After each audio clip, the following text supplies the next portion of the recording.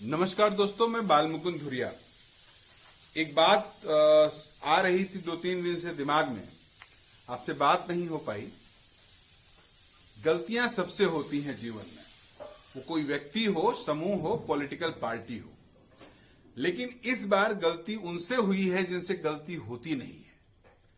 इस बार भारतीय जनता पार्टी से गलती हो गई है, एनडीए से गलती हो गई है। इस दौर में जब राष्ट्रपति का चुनाव हो रहा है और भाजपा को किसी महिला को लड़ाना है आधी आबादी को सेट करने के लिए, तो उनके पास एक जबरदस्त ऑप्शन था जो भारतीय जनता पार्टी चूक गई।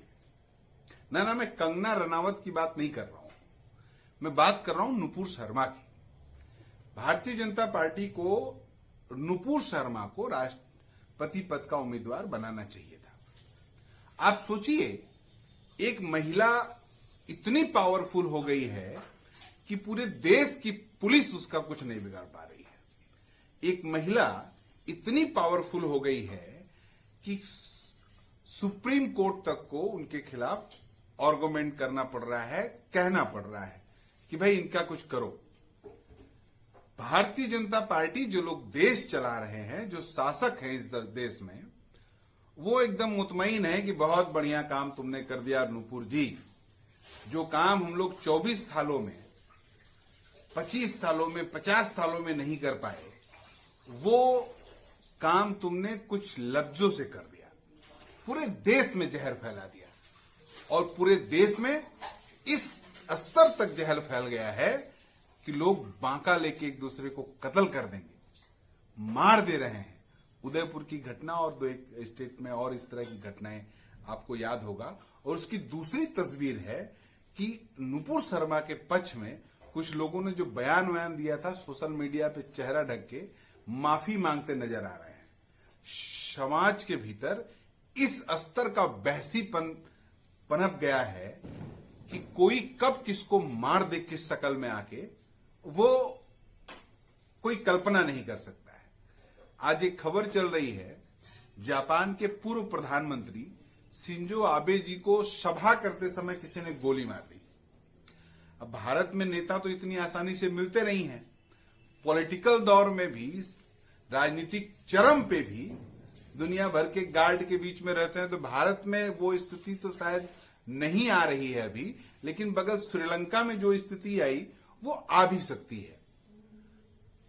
भयानक तरीके से अभाव और संकट आ सकता है। और श्रीलंका में लोगों ने नेताओं के घरों को जलाया, सांसदों के, मंत्रियों के घरों को जलाया, तो ये सब हुआ।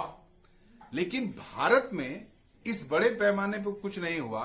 लेकिन वो जो मैं चूक भाजपा की बता रहा हूं, नुपुर शर्मा को आगे न कर पाना, भाजपा का जो थिंक टैंक है, उनका जो योजना बनाने वाले लोग हैं, वो बहुत आजकल निराश और हताश होंगे कि ऐसी परिस्थिति बनी है कि हम चाह के भी उस आयरन लेडी को राष्ट्रपति नहीं बनवा पा रहे हैं।